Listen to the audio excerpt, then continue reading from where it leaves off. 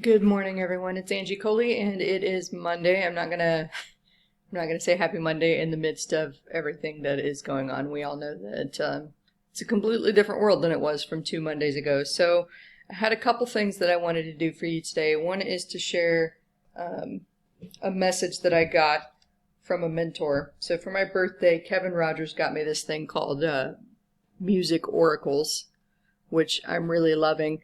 It's almost kind of like combining music icons with tarot. I'm not a very woo-woo person. I don't really do tarot, but I love the messages on these cards, um, especially because today, I love just for a smile, picked up a card, wanted to see what the inspiration was for today. And today is Tina Turner. And I love these illustrations. This art is fantastic. Tina's card says, "It's not what happens that matters, it's how you deal with it." Wow. Think about that in context of what she went through and what we're going through right now as a society. It's pretty deep. Purge your life of whatever brings you down. For a lot of people, this is downtime. There's a lot of joblessness or layoffs or pauses or furloughs. And I think it's a good time to start thinking about the things that make you happy versus the things that make you feel stressed out. I mean, obviously aside from money, but like if there are people in your life that constantly bring you down, stress you out, might be time to start thinking about whether once social distancing is no longer a daily part of our life, whether you want to maybe maintain distance with those people. You know what I mean? And then the last thing it says is the most beautiful lotus blooms in the deepest mud. And so many of you know that I volunteer with a domestic violence crisis center, and Tina Turner was in an abusive relationship. And just to see such a hard situation and turn it into an opportunity, I think is an amazing, amazing testament to her personality and her ability to survive and thrive. And it gets really tempting in situations like this to kind of look at all the bad and just get overwhelmed by it and shut down.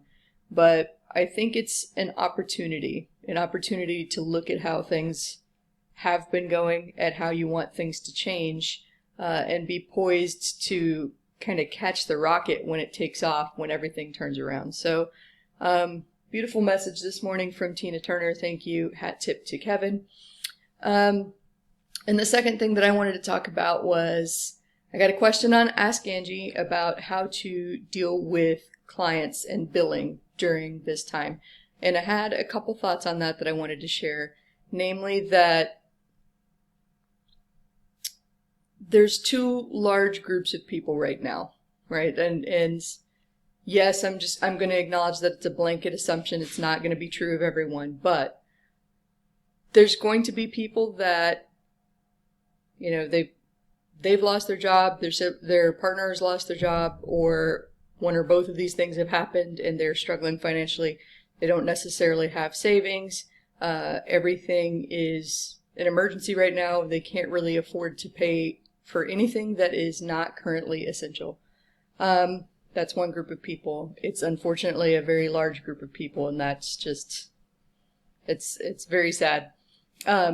There's another group of people who haven't lost their jobs, who are still doing okay financially or still have a savings. And these people may or may not believe in continuing to spend to prop up the economy, to make sure that their contractors get paid and can do their part to prop up the economy. I know I am one of those people. And sure, there are people that are hunkering down and saving their money and refusing to spend it in case this is a protracted thing. That's not a belief I share. It's money, it's a living. As long as I am alive, I've got an opportunity to survive and make some more money and figure out how to survive tomorrow. So I'm not worried about hoarding resources right now and trying to survive. I know I'm going to survive. I've survived countless things in the past that aren't really something that we're going to go into right now. But the main point that I want to make in talking about those two groups of people is, look at me. Look at me in my my skeleton Jack Disney thing with no makeup on, with my hair, my second day unwashed hair going on, like 2 or 3 sips of cup of coffee into my mug here, and tell me if you knew which camp I was in before I told you. I'm gonna let that sink in real quick. Did you know what, look at me. I look like some sort of contented housewife who sits at home in her pajamas all day. And there are people out there that would judge me for this appearance and say, oh God, somebody else is supporting her lifestyle. She's lazy. Look at her, blah, blah, blah, blah. The thing about this is their thoughts on my reality, my situation, doesn't actually change what my reality and my situation is. And think about that with your clients. If you've got a bill that's due, work that has been done, and the bill is outstanding, don't look at them and assume that they can't pay right now. That's not to say that you roll up to their house and say, give me my money, bitch.